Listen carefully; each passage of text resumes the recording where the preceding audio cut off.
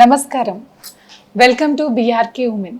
నేను మీ స్వీయ వర్మ. ఈరోజు మనతో పాటు స్టూడియోలో ఉన్నారు ఆధ్యాత్మికవేత్త, motivational speaker, life coach Adilakshmi గారు. నమస్కారం అమ్మా. నమస్తే అండి. ఎలా ఉన్నారమ్మా? బాగున్నాను. అమ్మా, మూఢాలు అని ఉంటాయి కదా, మూఢం వచ్చింది అని అంటారు. అలాంటి మూఢాల్లో శుభకార్యాలు చేయొచ్చా అమ్మా?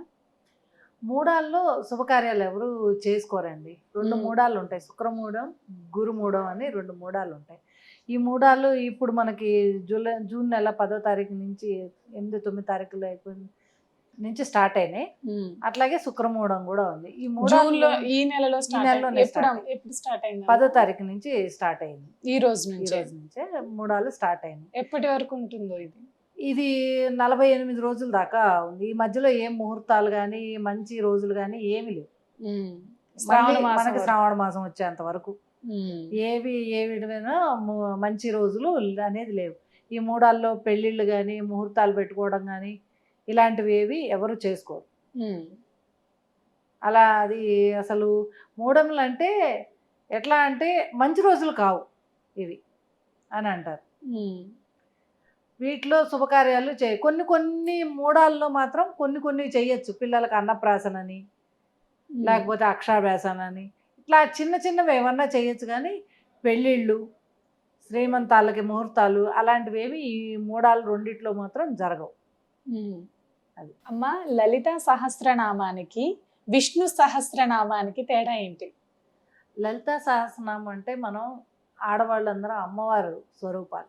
అమ్మవారిని పూజించడానికి లలితా సహస్రనామాన్ని వాడతాం. మనం లలితా సహస్రనామాల్లో మనం అమ్మవారిని ఎంత ఆత్రతతో పిలుస్తామో అమ్మవారు అంత కరుణంగా ప్రత్యక్షం అవుతుంది మనకి. ఆ నామాల్లో చదివే వాటిల్లో ఒక్కొక్క నామం అంటే విష్ణు సహస్రనామం, లలితా సహస్రనామం తేడా ఏంటంటే అమ్మవారి నామాల్లో ఒక్కడు కూడా తప్పుపోకుండా చదవాలి. అది చాలా నిష్ఠతో చదవాలి. విష్ణు సహస్రనామం అనుకోండి, విష్ణుమూర్తికి సంబంధించింది. అది మనం ఎవరైనా విని చదువుతూ ఉండొచ్చు. అంటే కొంచెం తప్పులైనా అయ్యవారు తండ్రి కొంచెం మన్నిస్తాడు చూసారా, అట్లా అది కొంచెం పర్వాలేదు. కానీ అమ్మవారి విషయంలో మాత్రం ఒక్క నామంలో కూడా తప్పుపోకుండా చదవాలి లలితా సహస్రనామం. అప్పుడే అమ్మవారు చాలా చాలా ప్రత్యక్షంగా కరుణిస్తుంది. అట్లాంటి వాళ్ళు చాలామంది ఉన్నారు. అమ్మవారిని అసలు ఆతృతతో మొదలుపెట్టి లలితా సహస్రనామ పారాయణ చేస్తే ఎంత భక్తి అంటే మనలో కూడా అంత భక్తి ఉప్పొంగుతుంది అనమాట. నవరాత్రుల్లో చూడండి, 9 రోజులు మనం ఎంత పని ఉందనుకున్నా ఆడవాళ్ళు ఆ లలితా సహస్రనామం చదవడానికి ఇష్టపడతారు. గుళ్ళో లలితా సహస్రనామం అంటే కుంకుమ పూజలు అంటే వాటిని చేయడానికి ఇష్టపడతారు. అంత ఇదిగా అమ్మవారు కరుణిస్తుంది. కానీ అమ్మవారికి భక్తి శ్రద్ధలు చాలా ఉండాలి. అలాగే అదేవిధంగా తప్పులు పోకుండా చదువుకోవాలి. విష్ణు సహస్ర అసలు ఏది తప్పులు పోకుండా చదవాలి. విష్ణు సహస్రనామం కూడా తప్పులు పోకుండా కాకపోతే ఒకటి అరా ఇటు ఎప్పుడన్నా నేర్చుకునేటప్పుడు ఎవరన్నా ఉన్నా కానీ ఒకటి అరా తప్పుపోయినా దానికి ఏం పెద్ద దోషం ఉండదు. అసలు విష్ణు సహస్రనామం చదవటానికి శ్రీరామ రామ రామేతి రమే రామే మనోరమే సహస్రనామ తత్తుల్యం రామనామ వరాన్ననే. ఇది కనుక మనం రోజుకి 3 సార్లు చదువుకున్నామంటే విష్ణు సహస్రనామం 108 సార్లు చదివిన ఫలితం కలుగుతుంది మనకి. ఈ ఒక్క నామాన్ని. విష్ణు సహస్రనామంలో ఏంటి, విష్ణు రూపం అంటే ధన్వంతరికి సంబంధించిన రూపం ఉంటుంది. అందుకని విష్ణు సహస్రనామం చదవటం వల్ల ఏంటంటే ఆరోగ్యానికి మంచిది. విష్ణు సహస్రనామాల్లో మనకు పక్కన రాసి ఉంటుంది ఏ నక్షత్రం వాళ్ళు ఏది చదవాలి, అదే ఆరోగ్యానికి సంబంధించి ఏ శ్లోకం చదువుకోవాలనేది కూడా రాసి ఉంటుంది విష్ణు సహస్రనామాల్లో.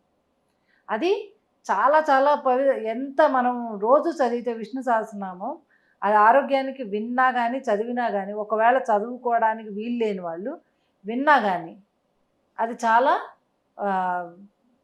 ఆరోగ్యంగా ఉంచుతుంది అన్నమాట. ఒక పాజిటివ్ వైబ్స్ వస్తాయి ఇంట్లో. పొద్దున్నే మీరు నిద్ర లేవగానే టీవీలోనో లేకపోతే మీ మొబైల్లోనో విష్ణు సహస్రనామాన్ని, లలితా సహస్రనామం, విష్ణు అయిపోగానే వెంబడే లలితా సహస్రనామం పెట్టుకొని వినండి. ఈ రెండు విన్న తర్వాత మన మైండ్ ఎలా ఉంటుంది, వినకముందు మన మైండ్ ఎలా ఉందనేది తెలుసుకోవచ్చు. అమ్మవారి లలితా సహస్రనామం చదవటంతో మనకు ఎలా అనిపిస్తుందంటే మనకు ఎన్నో ఆలోచనలు ఉంటాయి. చెడు ఆలోచనలు ఉంటాయి, మంచి ఆలోచనలు ఉంటాయి. ఆ అమ్మవారి స్తోత్రం సహస్రనామం వినంగానే మనకు మైండ్ అంతా ఒక పాజిటివ్ వైబ్లోకి వెళ్ళిపోతుంది. మనం అంత లీనమైపోతాం. ఒక్కొక్క నామం చదువుతూ ఉండే ఫస్ట్ మామూలుగా పెట్టుకున్నప్పుడు అరుణాంకరుణాంతరంగితాక్షి అని చదవంగానే ఒక రకమైన ఇది ఉంటుంది. అది ఇంకా స్టార్ట్ అవుతూ ఉండంగానే మనకి మొత్తం సహస్రనామాలు అయ్యేటప్పటికి అంత చక్కగా అమ్మవారు మన ముందు ఉందేమో అన్నట్టు. అంటే చదివే వాళ్ళు నిష్ఠతో కూర్చొని చదువుతూ ఉంటే అమ్మవారు మన ముందే కూర్చొని ఉంది, ఎక్కడా లేదు, మనం ఉన్న ఈ పరిసరాల్లోనే అమ్మవారు ఉంది అని అనుకుంటున్నాను. ఎలాంటి ఫలితాలు ఉంటాయమ్మా డైలీ చదివితే? డైలీ చదువుకొని అమ్మవారిని ఆత్రంతో పిలిస్తే మాత్రం కంపల్సరీ మనం ఏదనుకుంటే అది ఖచ్చితంగా నెరవేరుతుంది. ఉమ్. అందుకు నేనే ఒక ఉదాహరణ. నేను ఏదనుకున్నా సరే, నేను సాయిబాబాని నమ్ముతాను, కానీ బాబాని నమ్మినప్పుడు ఆయన అలాగే అదే అక్కడ మనకు భక్తి ముఖ్యం. భక్తి ముఖ్యం, మనం చేసే పూజా విధానం కూడా ముఖ్యమే. మన మనసంతా దాని మీద కేంద్రీకరించాలి. ఉమ్. అమ్మవారి ముందు మనం ఆర్తితో ఏదైతే అడుగుతామో అది కంపల్సరీ అమ్మవారు నెరవేరుస్తుంది. మీరు ఆ రూమ్లో కూర్చొని అమ్మ నువ్వే అని చెప్పి అసలు ఆ పటం ముందు కూర్చొని ఇట్లా ఆర్తనగా ఏడుస్తూ మన కళ్ళ నీళ్ళు వచ్చేస్తాయి. కొన్నిసార్లు లలితా సహస్రనామం చదువుతూ అమ్మవారిని మన సమస్య ఉంది చెప్పుకొని మనకి అమ్మవారు ప్రత్యక్షం అవ్వాలి అనుకోని అమ్మవారి ముందు ఆతృతతో అడిగితే కంపల్సరీ అమ్మవారు ప్రత్యక్షం అవుతుంది. ఏదో ఒక రూపంలో మీరు టెస్ట్ చేసుకోవాలంటే చెప్తున్నాను. లలితా సహస్రనామం చదువుకున్న తర్వాత మీరు ప్రసాదం చేసుకుంటారు కదా, చేసుకొని నేను ఇవాళ ఒక ముత్తైదుకో లేకపోతే ఎవరన్నా బాల పిల్లలు ఉంటే వాళ్ళకి పెట్టుకోవాలి అని అనుకోండి.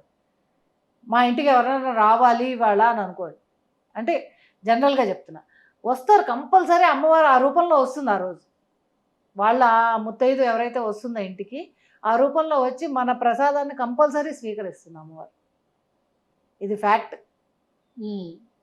మనం ఏదనుకుంటే ఖచ్చితంగా మన భక్తి శ్రద్ధలు ముఖ్యం.